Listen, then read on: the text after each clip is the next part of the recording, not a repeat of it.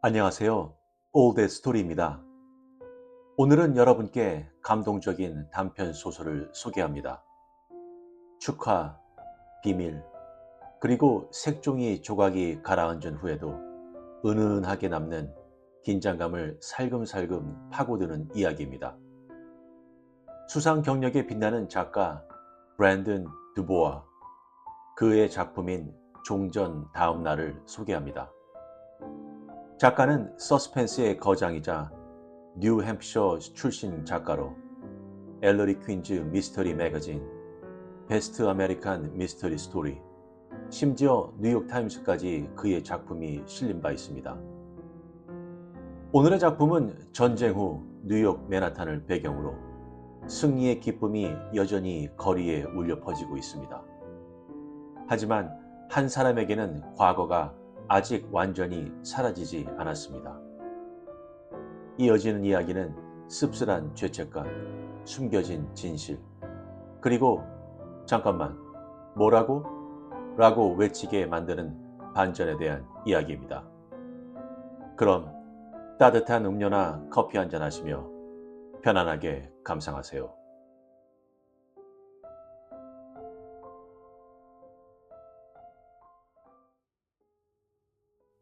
종전 다음 날, 브랜든 디보아. 8월 15일 오전 7시, 리언 포스는 뉴욕 타임즈 스퀘어에서 7번 애비뉴와 웨스트 47번가 교차로 근처의 인도를 따라 빗자루 2개를 단 바퀴 커다란 청소 수레를 천천히 끌면서 그를 비롯한 위생국 미화원들이 마주한 어마어마한 쓰레기의 양에 고개를 내저었다. 그는 모자부터 바지까지 뻣뻣하고 새것 같은 화이트 엔젤 차림이었고 이제껏 이렇게 많은 쓰레기를 본 적이 없었다. 거의 무릎까지 쌓여 있었다. 패커드, 올즈모빌, 오래된 포드 배달 트럭 등이 천천히 광장을 지나자 어제 일본에 승리한 것을 기뻐하며 사람들이 내던진 찢어진 종이며 색종이 테이프, 신문지가 풀썩거렸다. 그의 눈길은 인도에 늘어선 렉솔 드러그스토어, 바, 레스토랑, 그리고 스파이크 플레이스라는 이름의 선술집을 훑었다. 술집 창문은 어두웠고 네온 간판은 꺼져 있었으며 벽 안쪽으로 움푹 들어간 문은 닫혀 있었다. 행인 몇몇이 어지럽혀진 인도를 따라 걷고 있었지만 대부분의 뉴욕 시민들은 어제 있었던 사상 최대의 파티 이후로 쉬고 있는 듯했다. 그 대단한 파티를 그는 다 놓쳐버렸다. 대신 그는 워싱턴 하이츠에 위치한 엘리베이터 없는 3층 아파트에서 라디오로 뉴스를 들었다. 그는 지하철을 타고 파티를 하러 가는 데는 관심이 없었다. 그저 작은 방에 앉아 체스터필드 담배를 피우며 루즈벨트 대통령의 교양 있는 화법과는 전혀 다른 트루먼 대통령의 밋밋한 미주리주 억양에 귀를 기울일 뿐. 루즈벨트 대통령이 죽고 몇 달이 지났음에도 그는 여전히 그 목소리가 그리웠다. 그때 전화가 울렸다. 리언 오빠? 여자 목소리였다. 그래, 마사, 나야. 여동생이었다. 배경에 기계 소리가 깔렸다. 마사는 롱알랜드에 있는 군수품 공장에서 일했다. 어떻게 지내? 잠깐 쉬면서 이 일자리를 얼마나 더 유지할 수 있을까 생각하고 있지. 오빠는 라디오 들어? 그럼 듣지. 드디어 끝났구나. 그렇지? 다들 그렇다고들 하더라. 오빠, 오빠는 계속 그러기엔 너무 나이가 많아. 이제 포기해. 다 끝났어. 제발 일 그만둬. 마사, 전화 줘서 고맙다. 그는 말했다. 늦지 않게 작업 라인으로 들어가. 알았지? 그는 전화를 끊고 체스터필드를 피우면서 트루먼 대통령의 연설을 더 들었다. 이제 아침 작업에 들어간 그는 커다란 빗자루를 꺼내 다음 사람이 수거할 수 있도록 인도에서 쓰레기를 쓸어냈다. 종이장, 깨진 맥주병, 깨진 진 술병, 전승, 완승, 싹쓸이라는 헤드라인을 단 데일리 뉴스와 온갖 신문 쪼가리들, 더 많은 종이장, 해병 모자, 모자를 주워 속을 들여다보니 누군가의 이름이 적힌 판지가 안에 대져 있었다. 그는 인도 저쪽에 있는 파란색과 하얀색 우체통으로 다가가 모자를 올려놓았다. 누가 찾으러 올지도 모르니까. 혹시 모르니까. 빗자루를 손에 들고 수레로 돌아간 그는 다른 미아원이 거기 서 있는 것을 보았다.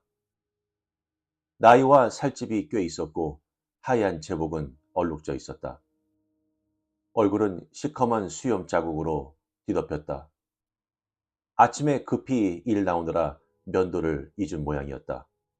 어이! 미아원이 말했다. 어이! 리언이 대꾸하자 미아원이 말했다. 잠깐, 당신 누구야? 여기 소속 아니잖아. 내가 이쪽 담당은 다 아는데. 리언은 다시 빗자루를 놀리기 시작했다. 주의 좀 둘러보쇼. 지상 최악의 쓰레기장인데 누구든 치워야 할 거 아니오. 쓱쓱쓱. 보통은 스태튼 아일랜드에서 일하는데 어제 위에서 전화를 하더니 오늘 아침엔 타임즈 스퀘어로 가라고 해서 여기 온 거요. 아. 그러면서 남자는 몸을 굽혀 리언의 수레안을 들여다보았다. 리언은 간이 떨어질 뻔했다. 하지만 남자는 아무것도 알아채지 못하고 몸을 일으키면서 말했다. 젠장, 방금 시작했나 보네. 맞소. 그는 수레를 밀다가 멈춰서서 타임즈 스퀘어의 우뚝 솟은 웅장한 고층 건물들을 올려다보았다. 세계에서 제일 훌륭한 도시 아닌가? 그렇지 뭐, 리언은 말했다. 생각해봐. 전 세계의 온갖 도시들이 폭격당하거나 무너지거나 점령당했지. 런던, 파리, 베를린, 모스크바, 도쿄. 오직 한 도시만 멀쩡해. 우리 뉴욕. 남자는 땅에다 침을 뱉었다. 난 방위군에 몇 년 있었지. 완장을 차고 흰 안전모를 쓰고 말이야. 응급조치랑 소위탄 끄는 훈련을 받았고 맥주도 마셨지. 세상에. 우린 운이 좋았어. 나는 그렇게 신앙심이 깊은 사람은 아니지만 주님이 우리를 지켜주셨다. 그런 생각이 드는 거야. 알지? 좋은 말씀. 리언은 계속 일하며 말했다. 이제 전기도 다시 쓸 수 있고 배급제도 끝나고 군인들도 돌아오겠지. 내 아들도 벨기에에 배치받았는데 곧 집에 돌아와. 앞으로 몇 년이면 여기는 완전히 뜰 거야. 내 말 명심하라고. 뜬다니까. 리언은 건성으로 미소를 지어 보였다. 그래, 뜨겠지. 남자는 어깨를 으쓱하더니 수레를 밀리기 시작했다. 이따 보자고. 그럽시다. 리언이 계속 비지를 하며 몸을 돌려보니 스파이크스 플레이스 앞에 어떤 남자가 서서 담배를 피우고 있었다. 리언은 얼어붙었다가 다시 일로 돌아갔다. 쓱, 쓱, 쓱. 더 많은 종이, 더 많은 유리조각, 광장 저편에서 일하는 미아원들이 내는 소음, 색종이 테이프, 전화번호부에서 찢어낸 페이지, 연한 핑크색 브레이저와 연한 핑크색 여자 팬티, 한 세트일까? 아마도.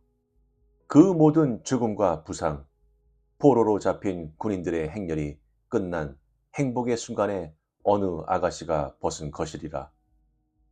전화와 노크 소리, 전보, 신문의 사상자 명단을 두려워하던 그 기나긴 나날을 이제 마침내 뒤로 하게 된 것에 너무 기뻐서. 쓱, 쓱, 쓱. 그는 아직 담배를 피우고 있는 남자 앞에 멈춰섰다. 날카로운 인상에 20대 후반 또는 30대 중반 같았다. 근사하게 반짝이는 검은 구두, 진 회색 바지, 진청색 자켓, 흰 셔츠와 진짜 세련된 타이, 세련된 페도라 모자. 그는 리언을 쳐다보더니 눈길을 돌렸다. 리언은 빗자루에 몸을 기댔다. 어이, 리언이 말했다. 남자는 흠 소리로 마주 인사했다. 대단한 파티였지? 리언이 말했다. 세계 최대의 파티. 어제 여기 있었나? 남자는 미소를 번뜩 지었다.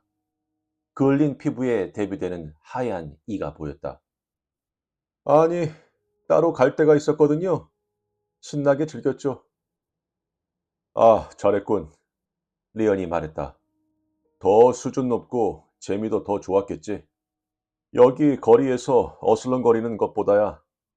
그는 팔을 휙 휘둘러 보였다. 여기는 그 빌어먹을 커플들로 가득이었어. 제대로 돌아다닐 수도 없었지.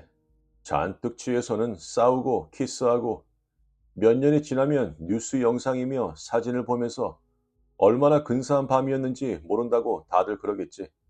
싸움, 입냄새, 남의 신발에 토하는 주정뱅이들은 다 있고 말이야. 네, 그렇겠네요. 리언은 몸을 바로 세우고 일하기 시작했다. 쓱, 쓱. 그러다가 멈추었다. 이봐, 그는 말했다. 내가 아는 사람 같은데. 남자는 담배를 한 모금 빨았다. 전혀 아닌 것 같은데요. 본 적 없어요. 아니야, 아니야. 난 절대 사람 얼굴 안 잊어. 그가 말했다.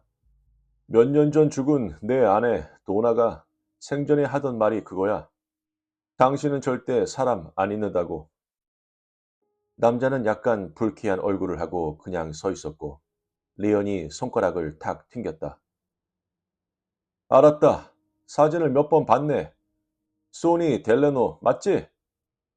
남자는 희죽거렸다. 뭐 청소부로 변장한 경찰이라도 되나? 리언은 마주 미소 지었다. 내가 경찰 같아 보이나? 델로노군? 하, 그거 재밌는데. 그는 바닥을 한번 쓱 쓸었다. 뭐 귀찮게 하려는 건 아니고 그냥 있잖아. 그 장본인이니까. 요 몇 년 동안 신문에 많이 나왔잖아. 최소한 10번은 걸려 들어갔는데 매번 풀려났고. 맞지? 젊은 남자는 여전히 희죽거리는 얼굴이었다. 그렇죠. 지방검사랑 경찰들은 아무것도 증명 못하거든. 잘 됐군. 리언은 말했다.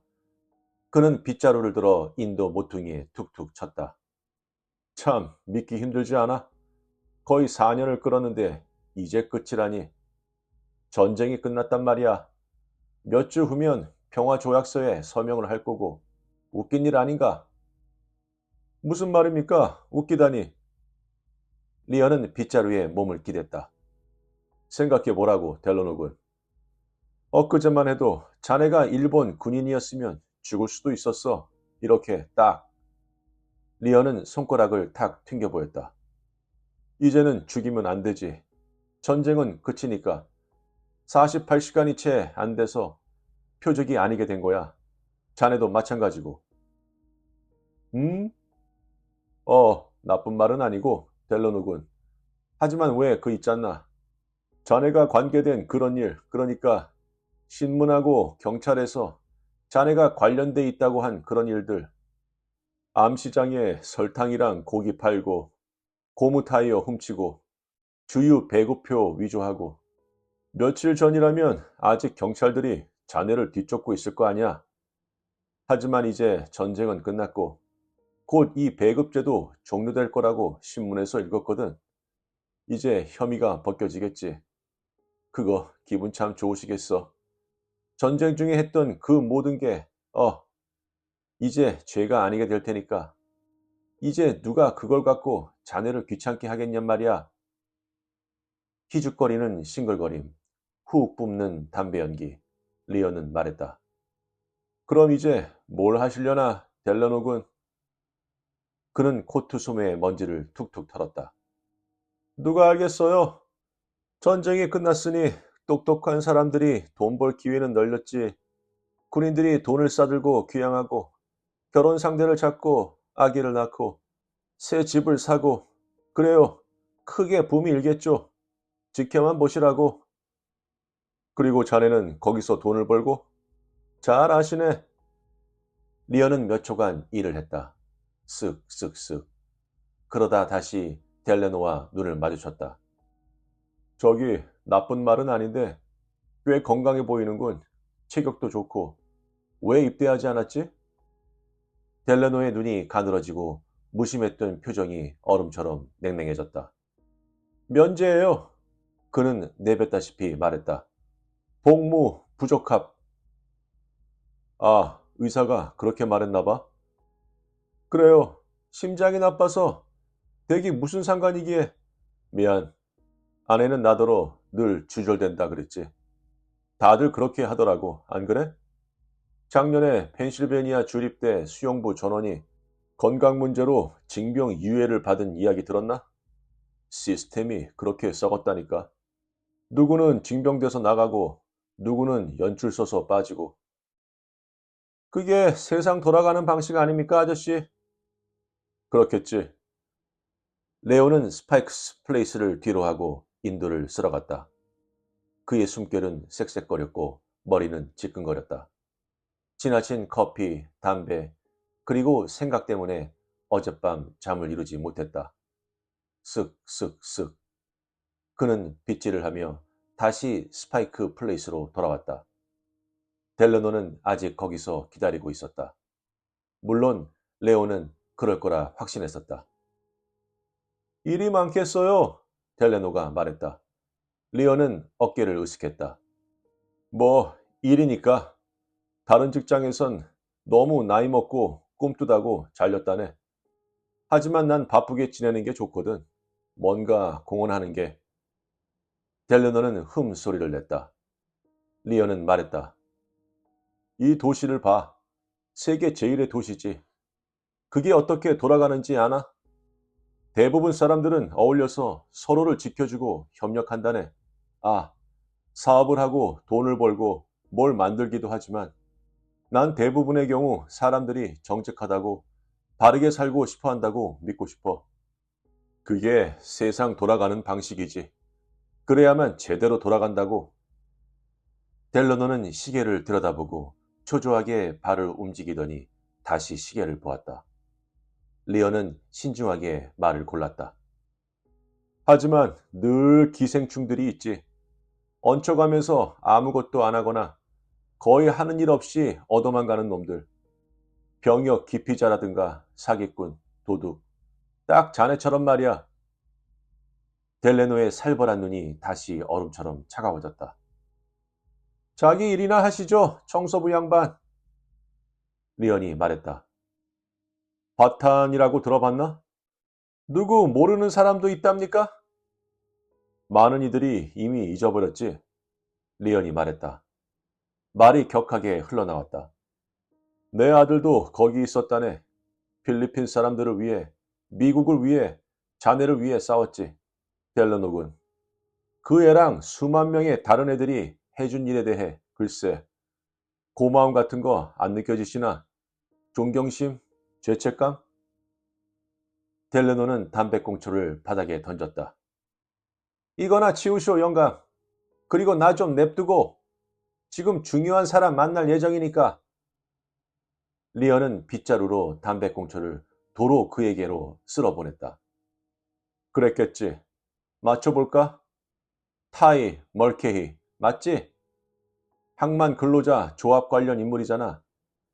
조만간 수많은 군인 소송선들이 이 멋진 항구에 들어올 거고 자네랑 타이는 여기 들어오는 선박과 군인들한테 뭘 뜯어낼 수 있을지 알고 싶겠지. 델러너가 문간에서 성큼 나왔다. 그걸 어떻게 알았지? 리언은 미소를 지으며 빗자루에 몸을 기댔다. 재미있을 거야, 델러노군.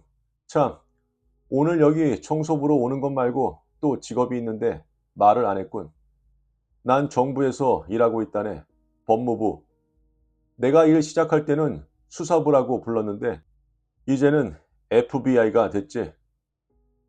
바로 달려들거나 도망가지 않을까 했더니 델레노가 그 자리에 그대로 서 있는 것을 보고 리언은 기뻤다. 이게 무슨 개수작이야? 내가 그쪽에 친구가 있거든. 연줄을 좀 썼지. 자네가 그랬듯이 말이야. 타이 멀케이가 여기 스파이크 플레이스에서 자네를 만나고 싶어 한다는 정보를 흘렸지. 하지만 타인은 오지 않을 거야. 지금쯤 헬스 키친에서 술에 취해 자고 있을걸?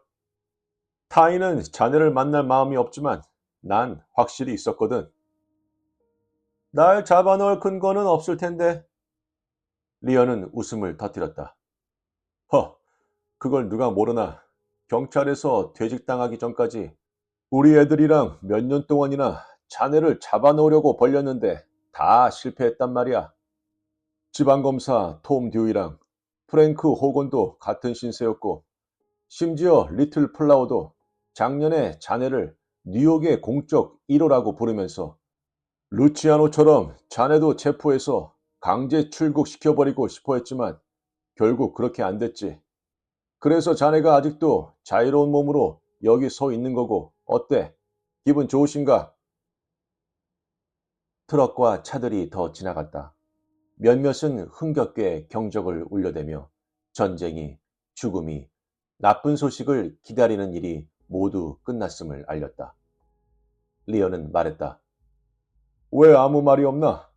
이런 얘기는 어때? 내가 아들한테서 들은 마지막 소식은 젠장. 바로 그때 목이 맸다. 눈물 많은 노인네처럼 비치기는 싫은데. 바탄이 함락되기 전에 그 애가 편지를 보냈거든. 한 해 동안 그 종이 한 장을 1000번은 읽고 또 읽었을 거야. 그 밖에 아무 소식도 못 들었지. 그러다가 메가더가 필리핀에 쳐들어가서 포로 수용소를 해방시켰어. 그게 1월이었지.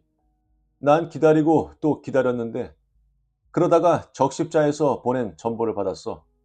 거기 뭐라고 쓰여 있었는지 아나? 델러너는 걸어가기 시작했으나 리언이 그 앞을 가로막았다. 우리 지미가 풀려나기 한 달 전에 죽었다는 거야. 한 달. 빌어먹을 30일. 리언은 다시 목이 맸다. 자, 자네를 그냥 내버려두지. 질문 하나만 대답해주면. 내가 왜 대답을 해야 되지, 영감? 어쩌면 대답하는 게 자네한테 좋은 일일 수도 있을 거야, 젊은이. 이 질문에 답하면 계속 기생충 노릇할 수 있도록 그냥 보내줄지 몰라. 델러너는 재킷을 당기고 화려한 넥타이를 바로잡았다. 그 빌어먹을 질문 어디 한번 해보쇼. 리언은 고개를 끄덕였다. 진주만 이후로, 그날 이후로 자신이 한 일에 미안하거나 죄책감을 느낀 적 있나? 전쟁으로 배를 불린 거, 다른 사람들이 자네 자리를 대신하게 한 것 말이야. 눈이 나쁘거나 평발이거나 귀가 안 좋거나, 하지만 자네 같은 연출이 없어서 자네처럼 수작을 부리지 않아서 징집된 사람들, 그런 사람들한테 죄책감 느낀 적 있나? 델르노는 재킷 안주머니에 손을 넣어 카멜 담뱃갑과 금색 라이터를 꺼냈다. 그는 담배에 불을 붙여 깊이 빨아들이고는 담뱃값을 도로 주머니에 넣었다. 라이터도 찰칵 소리와 함께 닫고는 집어넣었다. 아니, 그는 희죽거리며 말했다. 단 1분도. 나는 살았고 그 얼간이들은 죽었지. 그러면 된 거 아니야? 리언은 그저 고개를 끄덕이고 청소 수레로 돌아가 안에 손을 넣었다. 구겨진 종이봉투. 아까 다행히 미아원에게 들키지 않은 종이봉투에서 소음기를 단 1911년형 콜트 45 구경을 꺼냈다. 땡! 그는 델라노의 가슴에 총을 겨눴다.